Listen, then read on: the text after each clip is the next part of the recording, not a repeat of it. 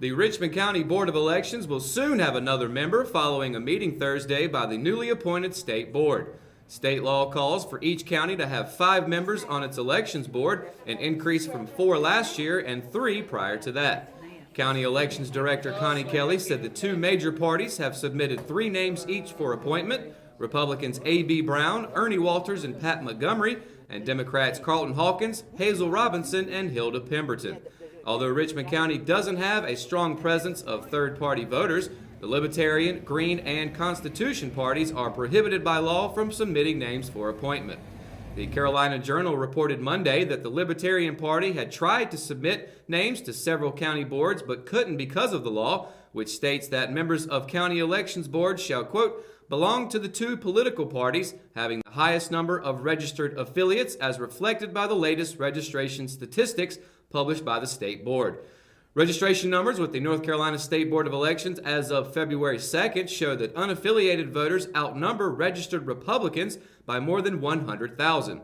In Richmond County, there are 1,600 more unaffiliated voters than Republicans, making unaffiliated the second highest group of voters. There are 14,267 Democrats, 3 Green Party, 7 Constitution, and 75 Libertarians. They say the sky's the limit, but that's not the case with StarLab, a portable, inflatable planetarium dome that was on display inside Leith Memorial Library on Tuesday. It allows kids to tour outer space or visit a coral reef and anything in between. StarLab was inside the Calvin Little Room from 1 to 5 p.m. on Tuesday, but Outreach Coordinator Debbie Knight said close to 75 kids had stopped by to check out the planetarium in the first hour. With the library attempting to let residents know that libraries are more than just books, StarLab was the perfect opportunity to shrink down outer space as well as make animals and nature larger than life. The portable planetarium will be heading to the Hamlet Public Library from 10 a.m. to 5 p.m. on Thursday, February 14th. For those unable to bring their kids during that day, the dome will be visiting schools throughout Richmond County next week to give students a chance to reach for the stars during school hours. Being stuck behind a slowpoke in traffic isn't always a bad thing. For 8-year-old Ethan Glidewell, a 2nd grader at East Rockingham Elementary, it was inspiration for his first book. Ethan sat behind a table with his mother Brittany Tuesday afternoon near the front door of the Hive Recreation Center, signing copies of Pokey the Dot and the Dot Pizza. Earlier in the day, it was giving a Young Author Award during a ceremony at the school.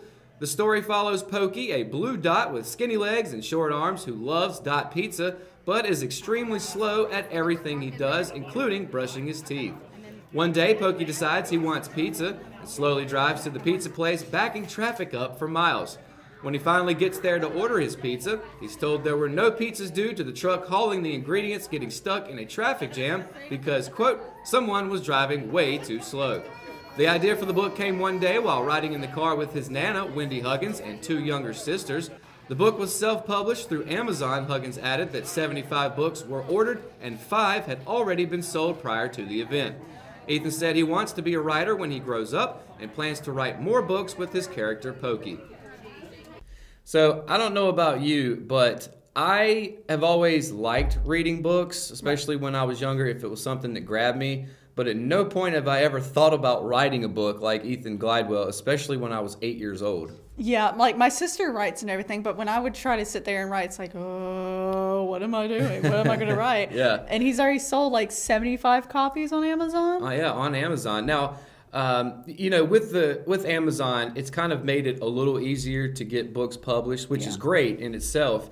But still, to be an 8-year-old and to come up with the inspiration for a book sitting in traffic of all places. And that just goes to show you kids, inspiration can come from anywhere. Yeah.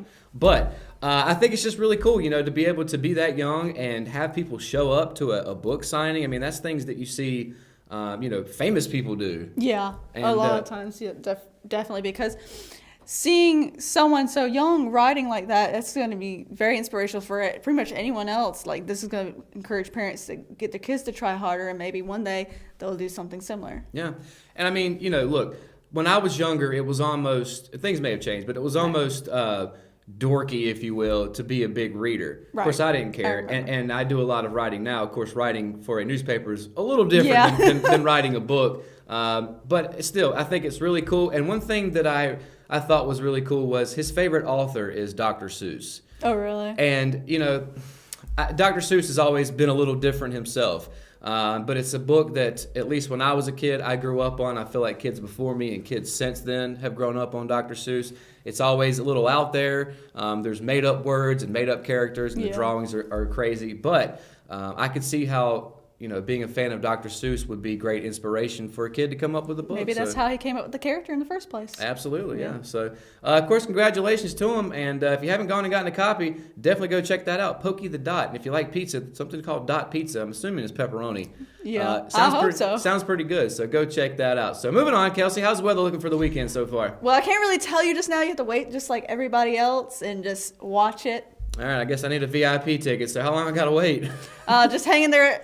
Just here at the desk, but they will see it soon, right after this. Live 5 weather report is coming up right after the break, so stay tuned, of course, and we'll see you soon. This is the Sandhills official classic rock station and home of the hit morning show, Good Morning Sandhills. This is the Classic Rock. I'm Joey Bennett, Director of Cole Auditorium, and this is Emily Tucker from the Richmond County Chamber of Commerce, and we're here in the Cole Auditorium. We've got a whole new series of shows we're announcing for 2019, and we're very excited about who we're bringing to Richmond County. So, Joey, what do I have to look forward to? We have 3 fabulous shows that we're so excited about that are going to be right here at Cole Auditorium. Scotty McCreery, Craig Morgan, and Hotel California. And where do I go to find these tickets? You call us here at the box office, 910-410-1691, or come by and see us. McNair Auto Sales is the place to buy your pre-owned car, truck, or van. To be the best, it takes big selection, friendly staff, and great pricing. We guarantee a no-hassle buying experience, and financing is available right on site. So come see us today. We're located at 1026 East Broad Avenue in Rockingham. And remember, with over 40 years of experience, you know McNair is the name you can... At Kyocera, we see your company differently. We see your documents, how they're accessed, what it takes to keep them secure, and how well your workflow is flowing. Kyocera helps your entire document infrastructure run more efficiently, securely, and cost-effectively. And what we see is an opportunity to integrate all of it.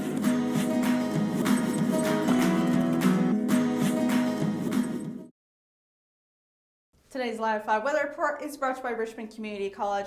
And as you can see from our office camera, it's a nice, beautiful day. There's a few clouds here and there, but it's nice and sunny, and it's super warm compared to how it has been. Of course, going into the temperatures for tomorrow, it's going to be pretty much cloudy, just like it has been today, but the temperatures will be fairly high. So like Fayetteville will have a high of 80 and a low of 62, so it's going to be quite warm in a lot of areas. Lumberton, high 79, low 62. Rayford has the same temperatures as Fayetteville with a high of 60 and a low of 62. Laurinburg, high of 79, low 62. And then Bennettsville, same as Laurinburg, high 79, low of 62. As you can probably see already, it's going to be very warm compared to how it has been like the past 2 weeks ago. So Southern Pines will have a high of 69, low 62. Ellerby, high 78, low 63. Rockingham, high 78, low 62, and then Wadesboro, high 78, low 64. So it's going to be quite warm. And of course, going to the 5-day weather forecast Thursday, like I said, it's going to be cloudy, high 78, low 62. Friday will also be cloudy with a high of 71 and a low of 37. Unfortunately, it won't be warm on Saturday, even though it's only cloudy.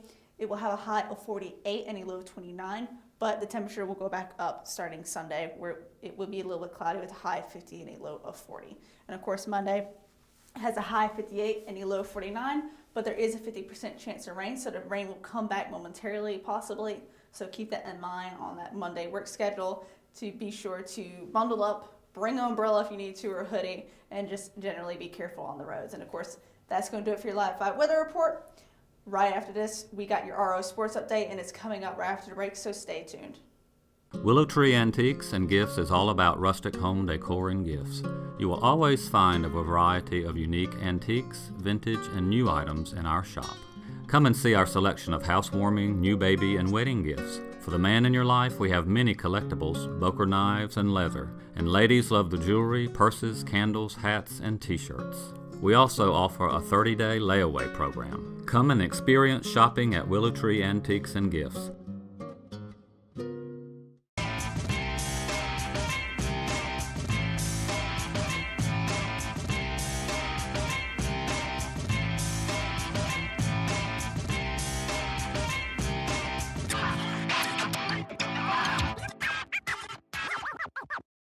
Families. Whether it's the incredible hospitality at Haven House or from the comfort of your own home, you can count on hospice to be there for you. We also offer monthly grief support groups, and our chaplain will be there to hold your hand in prayer. Through our amazing staff and our volunteers, hospice has made difficult times easier for our community. Call the number on your screen if you feel that you or your loved one may benefit from our services. Richmond County Hospice. Peace, comfort, dignity. At Richmond Community College, we can prepare you for a high-skill, high-paying career in a variety of fields. We are always developing new courses and programs in response to the communities we serve.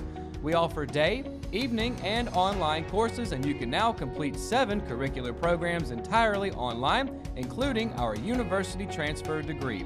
At Richmond Community College, we believe in helping you prepare for a better life. Richmond Community College, local college, big impact.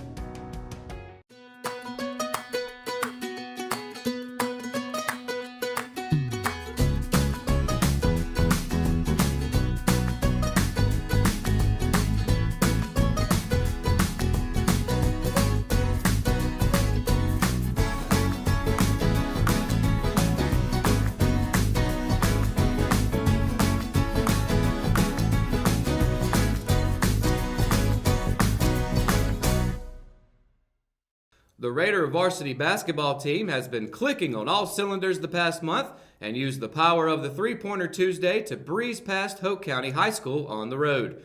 Entering the night, the Raiders and head coach Donald Pettigrew were riding a 6-game SAC winning streak. They extended that number to 7 with a 61-48 win over the Bucks. The win marked the first time in 15 years that the Raiders have won at least 7 straight conference games.